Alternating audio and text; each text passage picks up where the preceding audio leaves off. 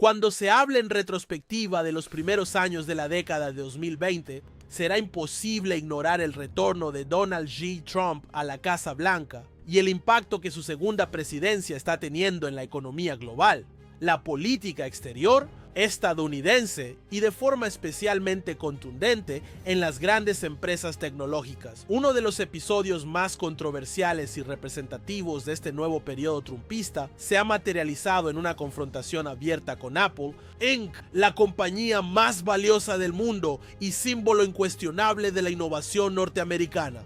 Bajo el título mediático Apple abandona EEEUU por presiones políticas, se condensa una serie de tensiones más amplias: la pugna entre nacionalismo económico y globalización corporativa, el uso del poder presidencial para presionar directamente a empresas privadas y la peligrosa instrumentalización del patriotismo económico como herramienta política. Desde su regreso al poder, Trump ha retomado con aún más fuerza sus banderas tradicionales: America First, proteccionismo industrial y un discurso beligerante contra el establishment tecnológico que, según su narrativa, ha favorecido a China, a los progresistas de Silicon Valley y a una economía woke que debilita los intereses del estadounidense común. No es casualidad que Apple esté en el centro de esta tormenta. Fundada en un garaje de California, convertida hoy en un gigante con más de $3 billones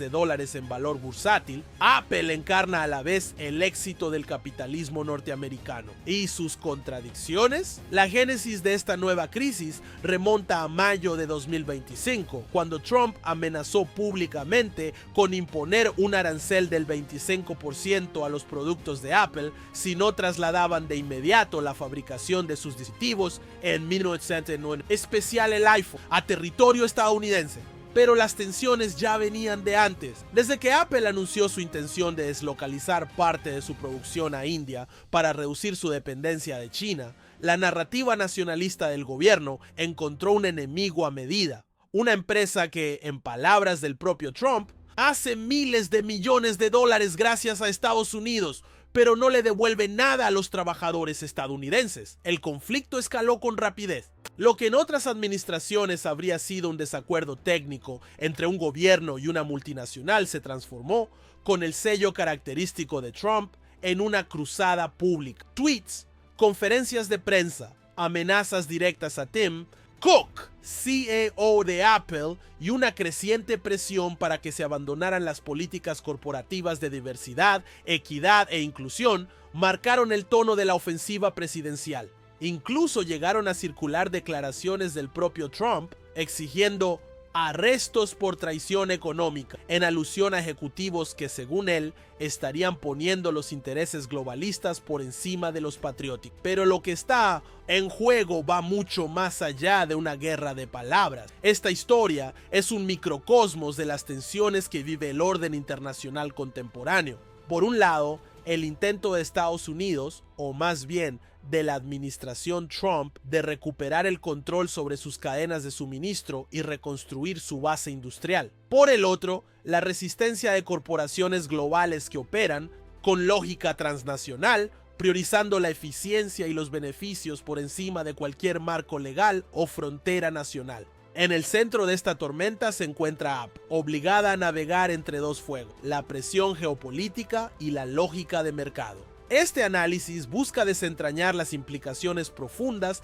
de esta confrontación, no solo los hechos, sino también lo que revelan sobre el rumbo económico de Estados Unidos, la naturaleza del nuevo populismo económico de Trump y los riesgos de politizar las decisiones empresariales en un mundo donde las líneas entre lo público y lo privado, lo nacional y lo global son cada vez más borrosas. En las siguientes secciones exploraremos los orígenes de este conflicto, las estrategias empleadas por ambas partes, sus consecuencias en el mercado internacional y, sobre todo, lo que podría significar este episodio para el futuro de la relación entre el poder político y el poder corporativo en el siglo XX. Cuando Apple anunció en 2024 su plan de acelerar el traslado de parte sustancial de su producción desde China China hacia India y Vietnam, el mundo lo leyó como una maniobra estratégica frente a los crecientes riesgos geopolíticos en Asia. Pero para Donald Trump, recién reelegido, fue una afrenta directa. Más que una decisión empresarial, la deslocalización era, en su lectura, una declaración de traición al sueño industrial americano.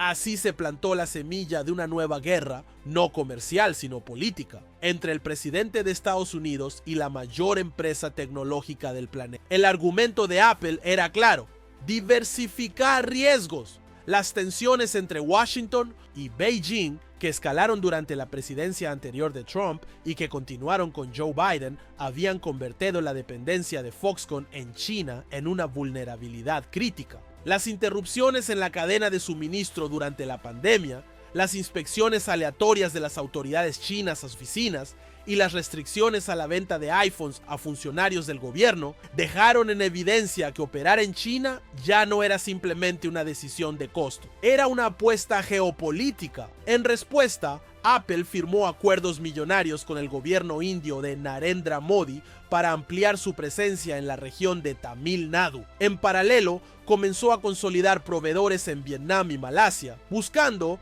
construir una red de ensamblaje más resiliente. Para Wall Street y los expertos en tecnología, esta era una jugada necesaria, casi inevitable. Pero para Trump, era un síntoma de lo que él considera una enfermedad terminal del capitalismo estadounidense: la subordinación de la economía real a los intereses globalistas y financieros. Desde sus mítines, el nuevo presidente empezó a lanzar dardos. Apple debería estar fabricando iPhones en Ohio, no en Bangalore, dijo en un evento en Pittsburgh. Ganaron miles de millones gracias al consumidor estadounidense, y ahora que pueden devolver algo, se largan con sus fábricas a otro país. Es traición económica.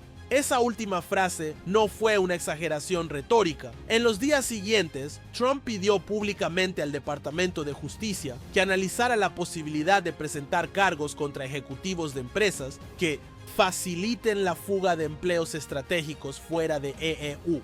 Lo que era hasta entonces una postura política agresiva se convertía en una amenaza legal. Detrás del telón, la situación era aún más tensa. Fuentes cercanas al Departamento de Comercio confirmaron que el equipo económico de Trump estaba evaluando incluir ciertos componentes de los iPhones ensamblados fuera del país en una nueva categoría de productos sensibles, lo que les permitiría imponer aranceles de hasta el 35%. El argumento: los chips y sensores usados en tecnologías críticas como la geolocalización y la comunicación encriptada son esenciales para la seguridad nacional. En otras palabras, si Apple no traslada su producción a Estados Unidos, podría enfrentar una guerra regulatoria sin precedentes. La reacción de Tim Cook fue inicialmente silenciosa, como suele ser su estilo, pero el silencio no era pasividad. Apple intensificó sus esfuerzos de lobby en el Congreso, tratando de buscar aliados, tanto en el ala moderada republicana como entre los demócratas tecnológicos. En paralelo, ejecutivos de alto nivel comenzaron a advertir a analistas financieros que cualquier imposición arancelaria de ese tipo podría retrasar el lanzamiento de nuevos productos, afectar sus márgenes de ganancia y encarecer artificialmente sus dispositivos en el mercado estadounidense. Pero Trump no dio marcha atrás. En un mitin en Michigan, redobló la apuesta. No podemos permitir que las grandes tecnológicas nos vendan el cuento de la eficiencia global. Eso no le da de comer al obrero de Detroit. Lo que necesitamos es traer los trabajos de vuelta como prometí. Y si eso molesta a los señores de Silicon Valley, que así sea. A esas alturas, el conflicto había dejado de ser un simple desacuerdo técnico para convertirse en un símbolo ideológico. En los días siguientes, los medios afines al trumpismo, como Newsmax y OAN, comenzaron a repetir el término traición económica como parte del nuevo léxico oficialista. Analistas alineados con la Casa Blanca propusieron incluso crear una lista negra económica, una especie de versión empresarial de la lista de terroristas para empresas que se negaran a repatriar empleos. En ese entorno no fue extraño que se filtrara desde el Departamento de Seguridad Nacional una propuesta para crear una oficina de repatriación tecnológica, dedicada exclusivamente a presionar a grandes empresas como Apple, Microsoft y Tesla para que invirtieran localmente. Lo que estaba en marcha era una especie de nuevo macartismo, pero no contra comunistas, sino contra lo que Trump denomina corporatistas apátridas. En esta visión, los CEOs ya no son simplemente administradores de riqueza, sino actores políticos con responsabilidades patrióticas, y si no las cumplen, deben enfrentar consecuencias judiciales. Es una transformación profunda del paradigma estadounidense, donde históricamente el gobierno federal había evitado intervenir en las decisiones corporativas, salvo por razones antimonopolio. La base trumpista, por supuesto, celebró la embestida. Para millones de trabajadores industriales, particularmente en el Rust Belt, la narrativa de Trump tiene resonancia emocional. La idea de que las grandes empresas los abandonaron por los beneficios de una economía sin fronteras es una herida abierta desde los años 80. Apple, en esta lógica, es la encarnación de esa traición. Rica, global, progresista y ahora, según Trump, indiferente a la suerte del trabajador americano promedio. Pero este capítulo apenas comienza. La pregunta clave ahora no es si Trump logrará forzar a Apple a cambiar su estrategia de producción, sino qué tipo de precedentes está sentando. Si un presidente puede públicamente acusar de traición económica a una empresa y usar el Simmons Web, aparato del Estado, para castigarla, ¿dónde queda la autonomía empresarial? ¿Dónde empieza y termina el patriotismo económico? ¿Y hasta qué punto los CEOs estarán dispuestos a ceder ante un gobierno que combina presión mediática, fiscal y legal para imponer su visión? En este tablero, Apple no solo juega por sus márgenes, juega por el alma del capitalismo norteamericano. La ofensiva contra Apple no puede entenderse como un hecho aislado. Es parte de una estrategia más amplia, profundamente ideológica, que está reconfigurando la economía estadounidense bajo el prisma del nacionalismo económico. Donald Trump no está improvisando. A pesar de su estilo caótico y su lenguaje incendiario, su segundo mandato está cimentado en una visión clara: revertir el orden económico global heredado desde los años 90 y restaurar un modelo centrado en la producción nacional, el proteccionismo selectivo y el castigo a quienes, en su criterio, se han beneficiado del sistema global sin devolverle nada al trabajador norteamericano.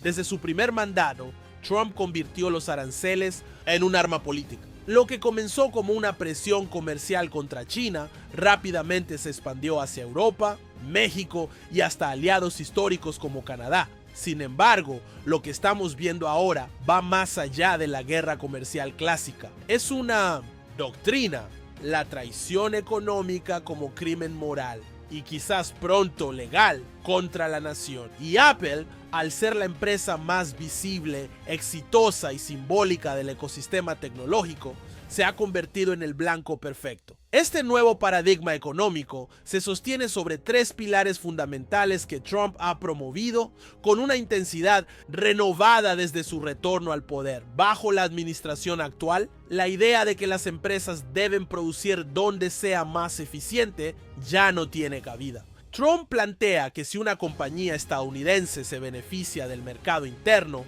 consumidores, protección legal, infraestructura pública, capital financiero, entonces debe invertir y fabricar dentro de las fronteras, no como una opción voluntaria, sino como un deber patriótico. Para ello, se están considerando mecanismos que antes serían impensables en la tradición liberal estadounidense: subsidios condicionados, impuestos punitivos e incluso bloqueos contractuales a empresas que no cumplan con cuotas mínimas de producción local. Se han filtrado documentos internos donde se propone exigir a las compañías que operen en sectores estratégicos como tecnología, automoción, energía o telecomunicaciones, la repatriación de al menos el 40% de su producción en un plazo de 5 años, bajo pena de perder licencias y beneficios fiscales. Lo que comenzó como un discurso populista contra la élite globalista ha evolucionado hacia un marco casi legal. Trump y sus aliados en el Congreso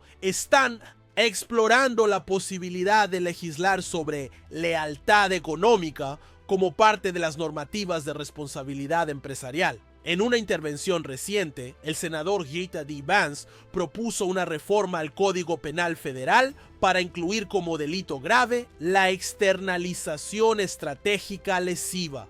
Es decir, cualquier decisión corporativa que dañe intencionadamente la seguridad económica de ESPOPU.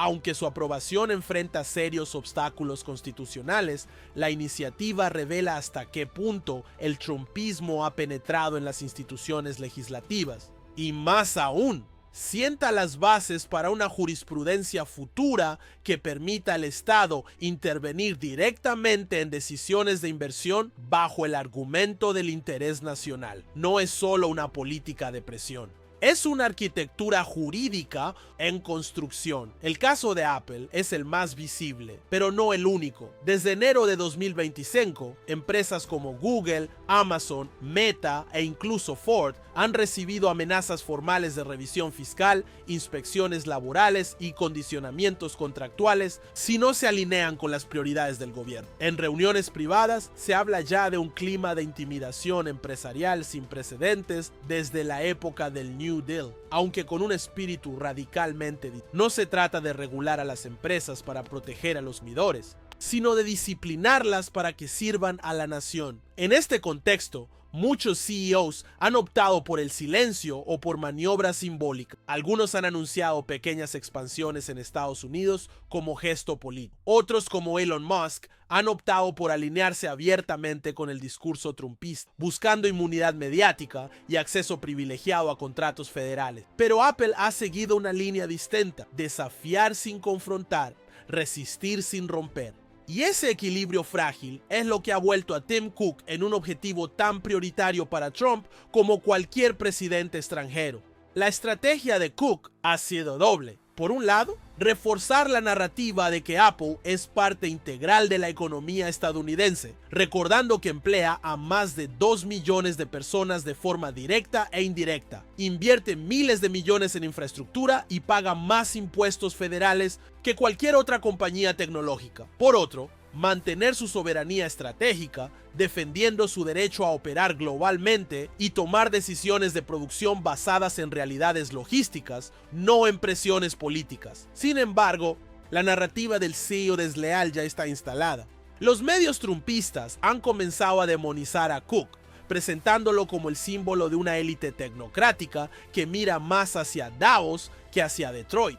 En redes sociales circulan hashtags como Wish Cook Traitor y Page y Traición, impulsados desde cuentas influyentes alineadas con el MAGA Movement. Y aunque la mayoría de los analistas financieros mantienen su respaldo a Apple, el clima ha comenzado a deteriorarse. La bolsa, siempre sensible al entorno político, ya empieza a descontar el riesgo. En mayo, las acciones de Apple cayeron 7,3% en una semana tras una declaración de Trump en la que afirmó que se están preparando acciones legales sin precedentes contra compañías que traicionan al país en nombre de la eficiencia. A pesar de los intentos del Departamento del Tesoro por calmar los mercados, los inversores saben que este no es un episodio aislado, es una transformación de fondo. Y el problema es que esa transformación no está anclada en un plan económico estructurado, sino en una voluntad política volátil. Hoy es Apple, mañana puede ser Intel, Boeing o Nvidia. El mensaje está claro: nadie está fuera del alcance de una Casa Blanca que ve la economía no como un sistema de reglas, sino como un campo de batalla ideológico donde las empresas deben elegir bando. Lo que está en juego no es solo la estabilidad de una compañía, es el modelo económico que definirá a Estados Unidos en las próximas décadas. ¿Será un país que impone el patriotismo por decreto o uno que permite a sus empresas competir en el escenario global? ¿Habrá espacio para la autonomía corporativa o se consolidará el Estado como árbitro moral de la economía? El caso Apple, en este sentido, ya no es solo una disputa sobre aranceles, es una prueba de fuego para el capitalismo liberal norteamericano. Y cada semana que pasa, el equilibrio entre política y mercado parece inclinarse con mayor peso hacia el primero, mientras Donald Trump redobla su cruzada contra lo que él llama la traición económica de las grandes tecnológicas, Apple se encuentra en una encrucijada histórica. Tim Cook, uno de los CEOs más influyentes y discretos del siglo XXI, enfrenta ahora un escenario que ni siquiera los más distópicos analistas del Silicon Valley hubieran previsto. Un intento de amedrentamiento directo desde la oficina oval, con amenazas públicas de acciones penales y económicas si la empresa no acata un nuevo tipo de obediencia nacional. Sin embargo, Apple no es una empresa cualquiera y tampoco está dispuesta a ceder su autonomía estratégica sin dar batalla. En este capítulo exploraremos las formas en que la compañía ha comenzado a responder a la presión, los desafíos legales que se abren ante un eventual conflicto institucional y los peligros, no menores, de una ruptura con Washington en medio de un ecosistema tecnológico interdependiente. A lo largo de los últimos años, Apple ha construido una reputación que va más allá de la innovación o el diseño de productos. Su modelo operativo es una mezcla de eficiencia logística, protección de marca y cálculo político. Tim Cook, quien tomó el relevo tras la muerte de Steve Jobs en 2011, transformó lo que era una empresa visionaria pero volátil en un gigante disciplinado, predecible y altamente rentable. Parte de esa estabilidad se debe a su férrea neutralidad ideológica. Apple no se involucra en peleas políticas más allá de lo estrictamente necesario. Pero la era Trump 2.0 ha roto esa lógica. En cuestión de semanas, la Casa Blanca ha forzado a Apple a pronunciarse sobre su política de producción, sobre su rol en la defensa del empleo estadounidense y, en última instancia, sobre su lealtad institucional.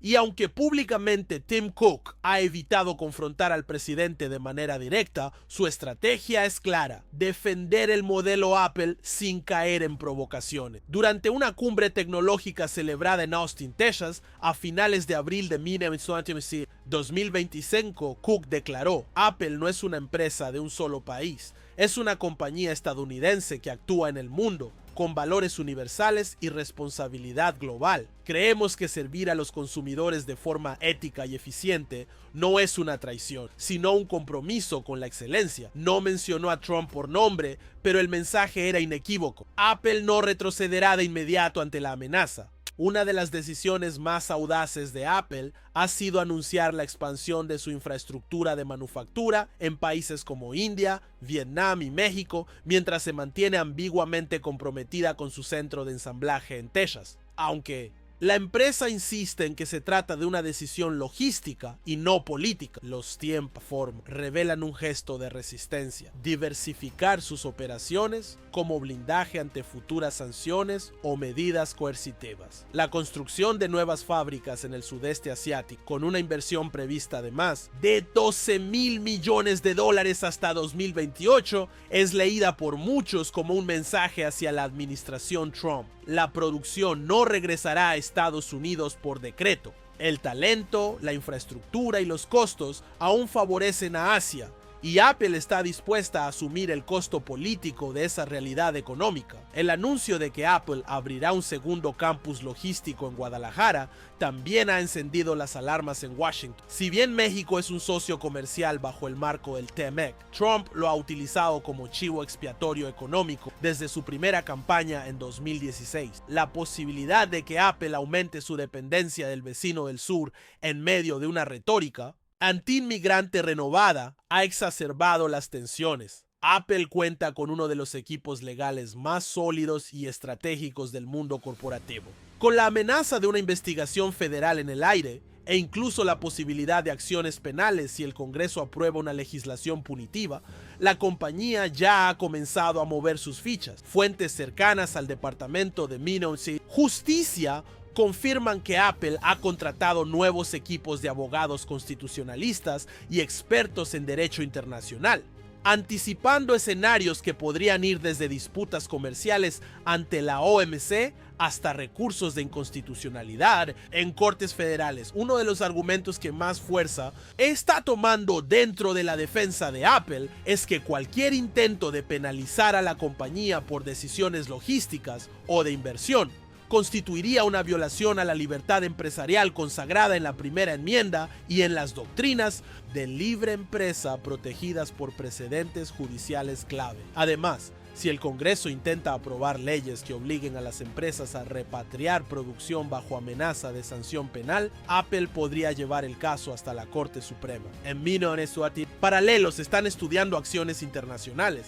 aunque EEUU no reconoce plenamente la jurisdicción de muchos tribunales multilaterales. Apple podría recurrir a tratados bilaterales de inversión para proteger sus intereses en el extranjero, especialmente si se ve forzada a cerrar operaciones o modificar contratos en países como India o China. Apple puede parecer sola en esta disputa, pero en la práctica está respaldada por una red de poder financiero y tecnológico que ve con alarma el ascenso del neotrumpismo económico. Aunque pocas empresas se han pronunciado directamente, los lobbies de Silicon Valley y Wall Street están presionando por detrás de escena para evitar un conflicto abierto entre la Casa Blanca y sus principales generadores de riqueza. En el Congreso, los demócratas han encontrado en el caso Apple una bandera para criticar la economía de la intimidación.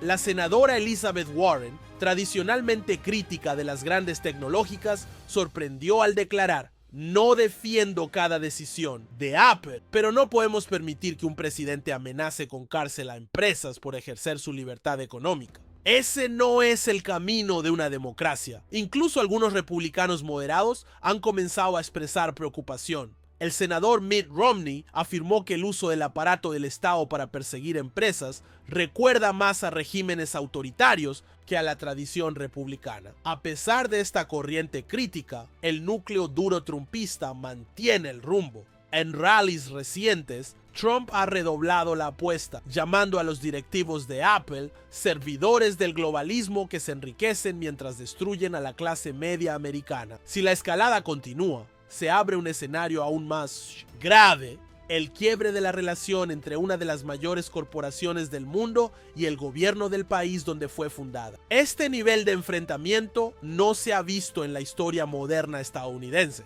Ni siquiera Microsoft durante la batalla antimonopolio de los 90, ni las petroleras en tiempos de regulación ambiental enfrentaron una amenaza tan explícita de criminalización por su modelo de negocio. Una ruptura definitiva implicaría consecuencias incalculables. Apple podría deslistar algunos productos de su catálogo nacional, reducir su presencia institucional en EEUU o incluso trasladar parte de sus operaciones corporativas a países más estables jurídicamente. Aunque sería una medida extrema, fuentes cercanas a la cúpula ejecutiva de la empresa admiten que se están barajando todos los escenarios. El gobierno, por su parte, ya ha filtrado posibles sanciones: exclusión de contratos federales, aranceles selectivos sobre productos importados, auditorías fiscales intensivas y limitaciones regulatorias. En otras palabras, guerra total.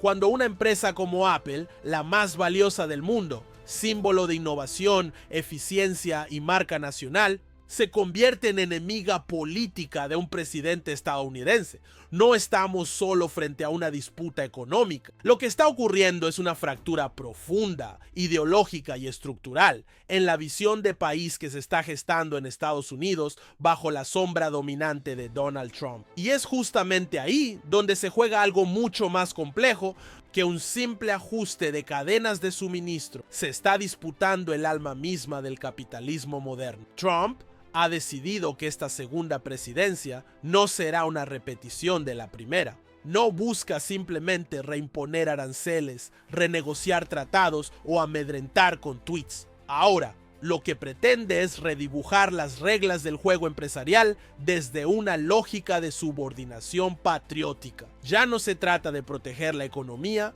americana, sino de castigar a quienes no demuestren una lealtad explícita a su visión de nación. En este nuevo esquema, cualquier empresa que invierta fuera de EEUU, que priorice la lógica del mercado global o que se niegue a aceptar su narrativa, pasa a ser automáticamente sospechosa de traición económica. Apple es la primera en la lista, pero no será la última. Y lo que más preocupa no es solo la tensión entre una empresa privada y un jefe de Estado, sino el precedente que esto establece para el futuro. Si Apple puede ser amenazada con cárcel por sus decisiones logísticas, ¿qué empresa está a salvo? ¿Cuál será el próximo blanco? Amazon, Tesla, Google. ¿Acaso veremos un Estados Unidos en el que las decisiones empresariales deban ser validadas por la oficina del presidente antes de implementarse? Este no es un conflicto menor, es un punto de quiebre. Desde el punto de vista internacional, las implicaciones son igual de profundas. Apple, al verse presionada por la Casa Blanca, comienza a mirar con nuevos ojos a sus socios internacionales. India, Vietnam, México e incluso Europa se perfilan como espacios más seguros, o al menos más estables jurídicamente, para operar. Esto acelera una tendencia que ya estaba en marcha: la regionalización del comercio global. En lugar de depender exclusivamente de Washington, las grandes tecnológicas podrían comenzar a construir estructuras paralelas, más descentralizadas, menos dependientes del visto bueno estadounidense. Y con ello, comienza a perder un tipo de poder blando que fue fundamental durante el siglo XXI, su rol como epicentro del ecosistema tecnológico global.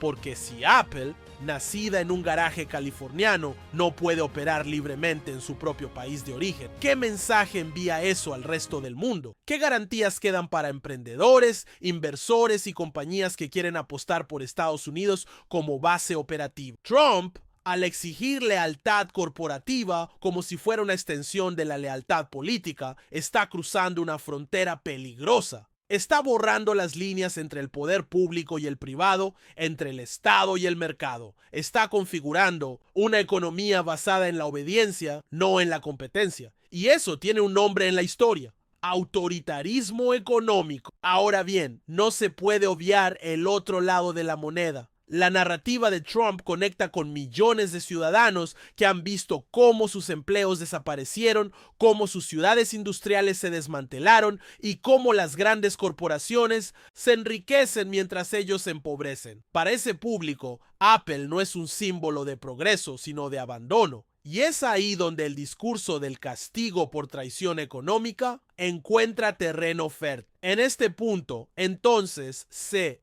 impone una verdad incómoda. Tanto Apple como Trump representan dos caras de una fractura social no resuelta. Una que contrapone la lógica globalista con la necesidad local, el beneficio accionarial con el desempleo estructural, la innovación con la exclusión. Trump explota esa herida. Apple la representa, aunque no necesariamente la haya provocado. Por eso este conflicto trasciende lo coyuntural. No se trata solo de si Apple abrirá otra fábrica en India o si Trump firmará una orden ejecutiva para investigarla. Lo que está en juego es el modelo económico del siglo XXI.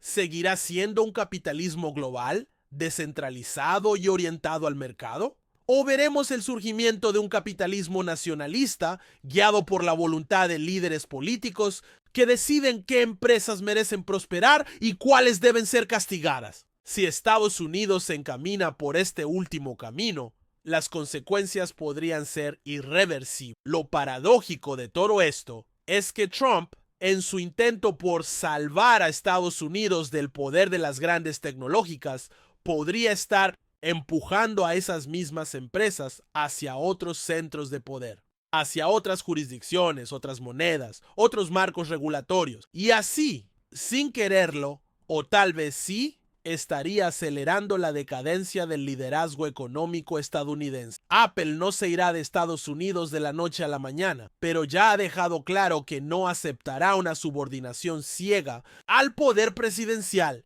Y si la tensión escala, será el país y no solo la empresa quien pague el precio más alto. Este capítulo aún está en curso. Las próximas semanas serán clave para saber si Trump convierte esta amenaza en política efectiva o si el Congreso, las Cortes, los aliados internacionales y el propio ecosistema empresarial le imponen límites. Lo que sí es claro es que Estados Unidos ya no es el mismo. El futuro del país se juega, una vez más, en el delicado equilibrio entre poder y libertad. Y esta vez, esa batalla no se libra en un campo de batalla ni en el Senado, sino en las fábricas, los servidores y las juntas directivas de sus propias empresas. Porque cuando el presidente llama a arrestar empresarios por no obedecer su visión económica, la democracia tiembla y el mundo entero observa.